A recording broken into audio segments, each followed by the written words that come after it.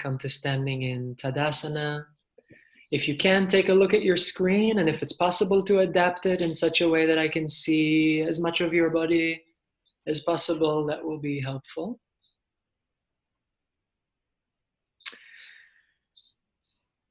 Hey, Tatiana.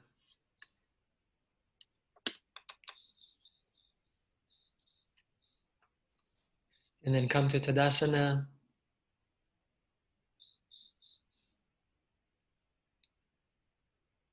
Look down at the fronts of your ankles.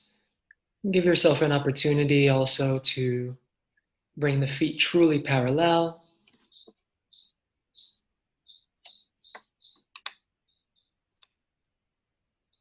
With the hips back enough that the weight wants to be more in the heels than the toes. Relax the toes, but keep them on the ground. And press down into the roots of the big toes until you feel a widening across the back of the pelvis. And then, to the degree that you need to, spiral from the inner knees to the outer hips. Yeah, Tatiana, that's really important in your body. You can do more. You can think of lifting your inner thighs up and apart a bit more. Yeah, those are straight legs. Beautiful. Okay. As you spread the sit bones and reach them down towards the backs of the knees, find a lift through your pubis and follow it to your armpits. Let the outsides of your chest move forward and up, but while keeping the floating ribs in and lifting the bones behind the ears. Send your fingers down towards your heels, and without letting the wrists move, spiral also from the inner elbows to the outer shoulders in such a way that the armpits expand a little bit within them, deepen. The collarbones widen, but the shoulder blades don't narrow. Instead, they widen, especially at the bottom tips, and gently move forward as though through the armpits towards the nipples. Lastly, keeping the floating ribs gently in, lift the bones behind the ears to float the skull higher off the spine. Not so much that the neck becomes stiff, just as little as needed. Beautiful. Follow the line of your breath a few times from your nostrils to the bottoms of your lungs. Imagine energetically the inhalations expanding like a smile in your lower back towards your kidneys. Exhalations like waves of relaxation pouring down the legs and out the feet, so that even though the lower body principles are on, they're on as little as possible, and all the joints, hips, knees, ankles, are soft. Set the intention now to move into each gesture without triggering your body fighting you. So the moment you feel an intense sensation or intense stretch, make a commitment now to not push, to just take a tiny little backing off of that. Find the breath, find the principles, and try to move through without that pressure. And with that in mind, float the arms out to heart level, keeping the hips and ribs back. Turn the armpits to face up, and inhale the arms overhead. Look down again, see the fronts of your ankles. Spread the sit bones, curl them down, and again follow that lift created in your belly to send your armpits forward and up. Turn the armpits in towards each other so the shoulders are even wider, and straighten your elbows. Yeah, Rania, good. So when you straighten your elbows, you need to turn the armpits in more, right? In order for the shoulders to relax. Good. Now start moving the bottom tips of your shoulder blades through your chest up to the sky. It's like offering your heart to the heavens on the wide platter of your upper back, the shoulder blades being the handles of that platter. Let the heart melt back into the platter as the shoulder blades move through. If your heart looks up, you can let your face look up too. And just keep the ears moving away from the shoulders. Inhale. One more breath here. What can you relax without losing the principles? Inhale. Exhale, bend the knees, hang the head, touch the floor. With the knees bent, shift the weight forward onto the balls of the feet as much as you can while keeping the heels on the ground and not gripping the ground with the toes. Then look towards your belly and swallow it up into your lower back, up and even forward towards the front of the room. Notice that you might have even more space now to just let gravity take your head and heart closer to your shins. Then, as you press the roots of the big toes down and lift the inner thighs away from each other, up and away from each other, let the legs unbend any amount. Rosie, you can bring your hips forward more. That's just straight up. Yeah, you got it. Even a little more if it doesn't grip your toes. And if there's now intensity anywhere in the backs of the legs, bend the knees again and try it again and again and again. The legs don't have to be straight. Just as unbent as they can be without intensity. Good. Now, sit back into a chair and reach the arms forward and up. Look down and make sure you can still see your toes. Curl the sit bones under and draw the hip points towards the navel so the belly comes off the thighs. And then you might even be able to sit farther back and down. Turn the armpits in and send the fingers farther forward and closer to each other and up to move the shoulder blades through the chest. But make sure that the floating ribs stay in. And if that arched your lower back and you lost your deep core, curl the sit bones under. Good. Nice, Peter. And then bring back the extension in the upper back. It's almost like rounding your lower back, but arching your upper back forward. And fold forward again, Uttanasana. That was really nice balancing out, Peter. Good work. Again, shift the weight forward. Relax your toes. Imagine that you're putting your heels on the ground with your sit bones through the mass of your legs, and against that downward movement of the sit bones, lift the inner thighs up and apart, just as much as does not create intense stretch in the backs of the legs. Relax your neck, move your belly through your lower back, and deflate your torso towards your shins. Nice, everyone. Walk to a downward facing dog. Feel free to walk around a little bit, shake and nod, twist and shake, whatever feels good. Make it easy.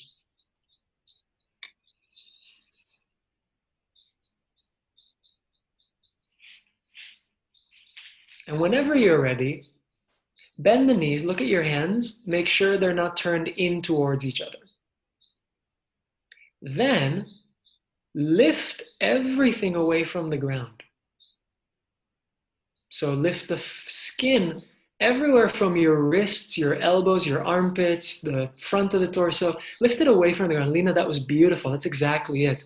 You can really push down, Lena, but don't. Like that is actually much straighter in your body. And then hang the head too. Good. Now that everything in the front body is drawing towards the back body, turn the armpits in towards each other, but without letting the weight go to the outer hands. Lift the elbows up and away from each other so they don't hyperextend. Nice, Rania. Yeah, even more. Beautiful. And keeping the floating ribs away from the skin at the front of the torso, scoop your belly up and in. Spread your sit bones and send them down. And again, just like in the forward fold, unbend your knees by lifting the inner thighs up and apart and pressing the upper thighs back only to the point where there is still not intense stretch. And if there is, unbend and press back. Unbend and press back. And again, for Amy, keep that turning of the armpits in, that widening. Imagine like a king cobra, you're filling the back of your heart with breath. Then press the upper thighs back to deepen without pinching anything in the shoulders. Good, come to plank. You can either lower the knees or keep them up. If the knees are up, use your sit bones to press the inner heels back and down like you're trying to get them back to the back of your mat. Lift the inner thighs up and apart. Spread the sit bones, curl them under until the belly and the pubic bone move away from the ground. And then everyone, especially Peter, look down, but lift your throat into the back of your neck so the shoulder blades separate. Yes, just like that. Beautiful. Shoulder blades separate and the heart lifts in between them. Then simply, without losing any of that, move your elbows back in space and your armpits forward in space to come all the way to the floor. You can lower the knees to the ground at any point, and then lie on your belly. Good. Everyone, take your arms forward, palms together. Tuck your chin and touch your third eye to the floor. Full prostration. Touch your big toes together. Let the heels fall apart just with gravity. And begin very slowly, very gradually, to press the tops of the feet into the ground. If you don't let the heels come together, it'll be a little more outer tops of the feet, and that's good. And go only as little as you need to until you feel the kneecaps come lighter or even off the ground, but no more effort than that. Then, keeping the sit bones wide, slowly send the sit bones back and down to the knees until you feel the pubic bone become a little lighter on the ground. Nice. Then see if keeping the belly lifted, you can just keep your hands together, just lift your arms off the ground. Just the arms, just a little bit. Notice how the challenge begins to keep the back body spacious when it wants to contract. Work instead the principles of the lower body and core. If that's easy for you, keep looking down, and just like in the plank, lift the throat into the back of the neck, keeping the back of the neck long. So now your arms and your head are off the ground. And then, if you can, again, very gently, very attentively, also lift your chest very slowly. Notice if your back grips, come back down, try again. Use your hamstrings and your core more than your neck or your back. And you can do that again and again and again. And you can rest and do that again. But if you find that you can lift your whole torso and arms and head off the ground with a long and wide back body, through the action of the hamstrings and the core, through the actions of the legs and the belly. Now, keep pressing the outer tops of the feet into the floor, even as it becomes an imaginary floor, and you lift your legs off the ground as well. That is a lot of challenge. It may not be possible right now, but you can try. Nice, Amy. It looks like your lower back is very spacious.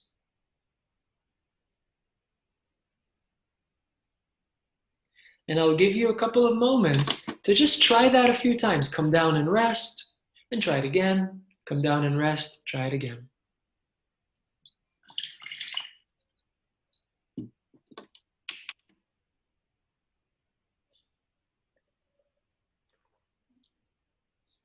Remember that it's not important to get to a place where you're lifting your whole upper and lower body.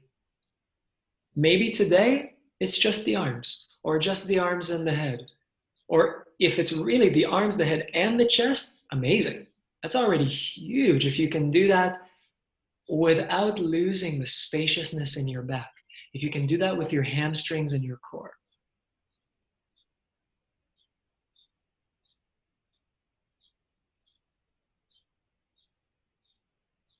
Yes, Candace.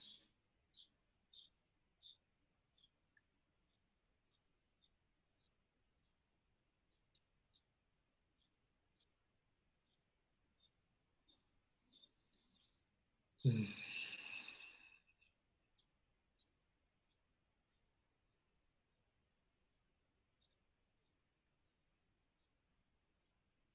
And no matter what you've been able to achieve, so far with this intention of extension in prone poses without compression of the back.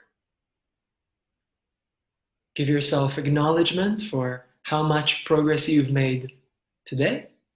Good enough for today. Slowly make your way to child's pose.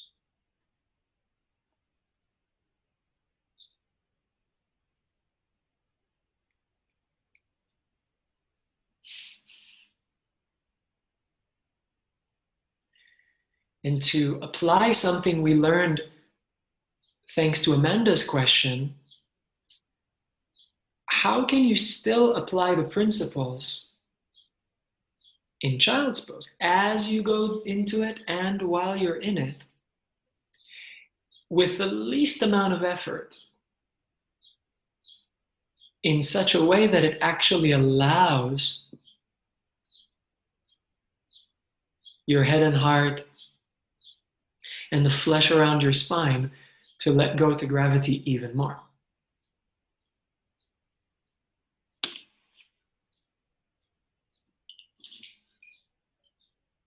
And keeping that deep relaxation, remembering our intention to never push into intensity today. Just lengthen your arms forward, straight, and at shoulder width, such that the elbows are lifted and separated, or bowed, straight arms, but not locked. Use your inner hands to push the ground down and forward. Notice how your child's pose deepens a little bit.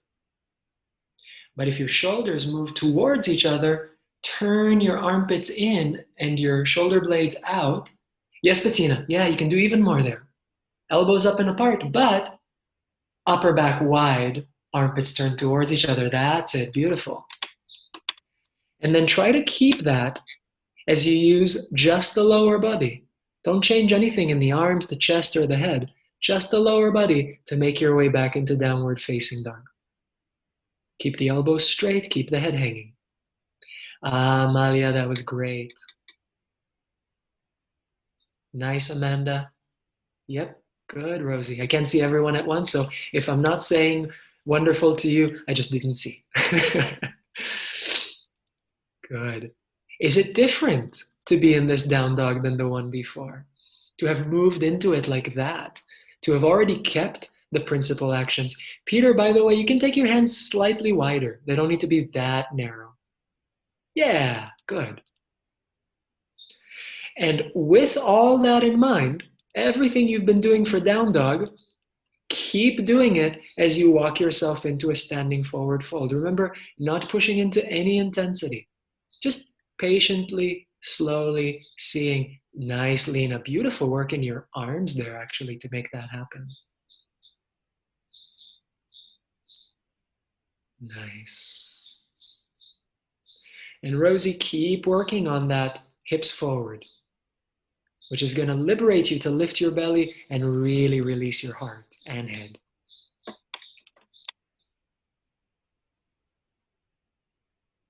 Keep the arms and head hanging, bend the knees, roll up.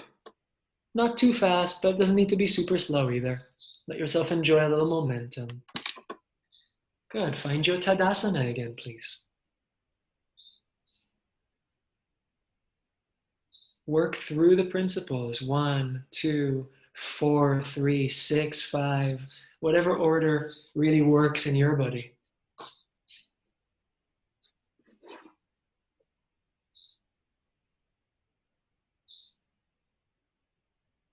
And now place your hands on your hips. Look down till you can see the fronts of your ankles. And keep the hips that far back as you send the sit bones down to go upright again. Keeping the floating ribs in. Nice, breathe. That seemed to have really worked for you. Keep the floating ribs in. Now, in order to shift the weight onto the right foot for tree pose, all you need to do is start bending the left knee forward. Start lifting the left heel and then the toes. Lift the knee up to the height of your belly, but drop your left hip. Yeah, Bettina, yeah, I see you countering that that tendency to lift the hip as well as the knee. Just lift the knee. Good. Now start twisting the thigh out so you can place the foot on the inside of the leg for tree pose. And as your hands are on your hips, notice the tendency of that left hip to go up and back. And work it forward and down. Don't worry at all about the shape of your bent leg or where it's pointing. Don't worry at all. Just bring that left hip forward and down again. And it doesn't need to be perfectly level or perfectly square. It's just the action of towards. Now, as you press, and it's okay to help it up a little bit with the hand if you need to, but once you're above the knee, doesn't have to be all the way in the groin, but above the knee, push the foot and the thigh into each other. That's going to give you principle 1 in both legs. Make sure you're not gripping the ground with your toes. That means not enough principle 3. You might need to look down, take the hips back a little bit. And as you push the foot and the thigh into each other, spread the sit bones and move the hip points into the navel. Now, push the bent knee down towards the ground a little bit. And without allowing the left hip to open away from the pubis, twist the left thigh out from inner hip to outer knee.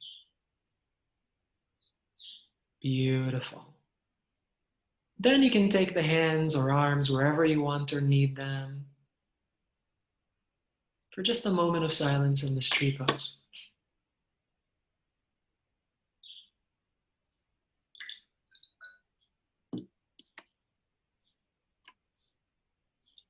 Nice, Misha. Keep your hips back and send your sit bones down. So the right sit bone goes towards the floor. The left sit bone down now means towards the knee. And there's your deep core. I just saw it activate. Good. And release with a lot of appreciation and affection for your body, for what it was able to achieve. Second side, please. Tree pose. Take your time.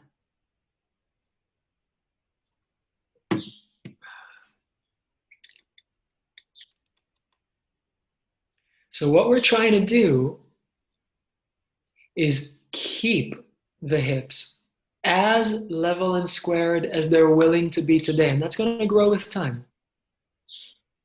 As you move first into hip flexion, lifting the knee, then into outer rotation, and finally in pressing the foot and the thigh into each other. So we're just trying to keep the hips as level and squared as they're willing to be while we work into the pose and then work the principles in the pose. That's really nice, Amalia. That looks really good.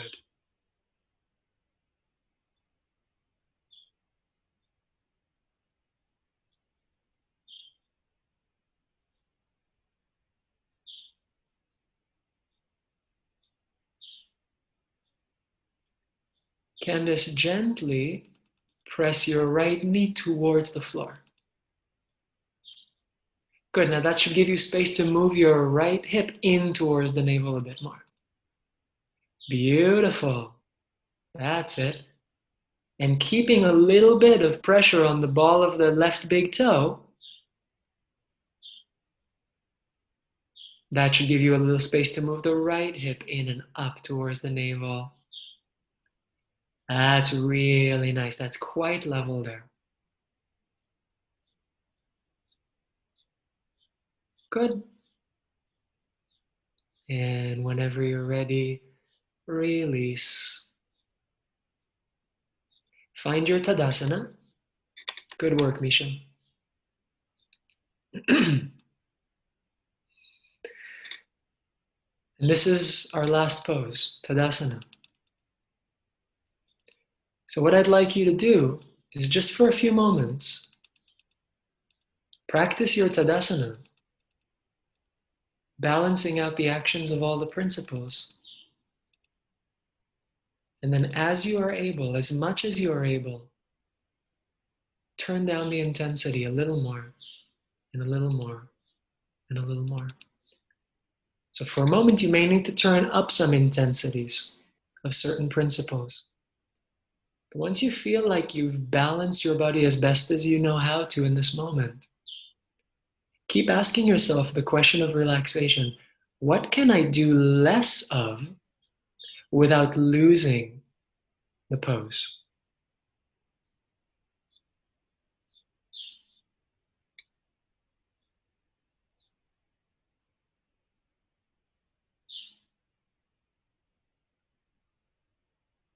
Then ask yourself the question of the breath. As I do less of something, as I find somewhere in the body to relax a little more without losing the balanced work of the principles, does my breath find, without effort, a little more space inside my body? A little more balance, front and back, top and down, left and right? Can I expand a little more in the 6 directions by doing less rather than more?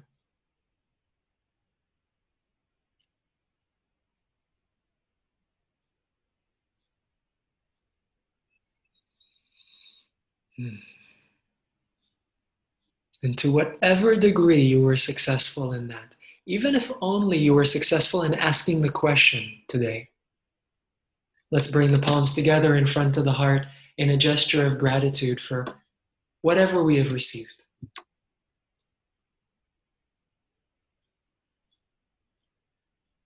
And if it's authentic and honest and natural for you to allow the corners of your lips to relax away from each other and slightly up, let that also be a gesture of gratitude. A little soft smile. And let the gesture of our hands be also one of wishing, that we may continue to gain insight and freedom for the sake of all beings. Namaste.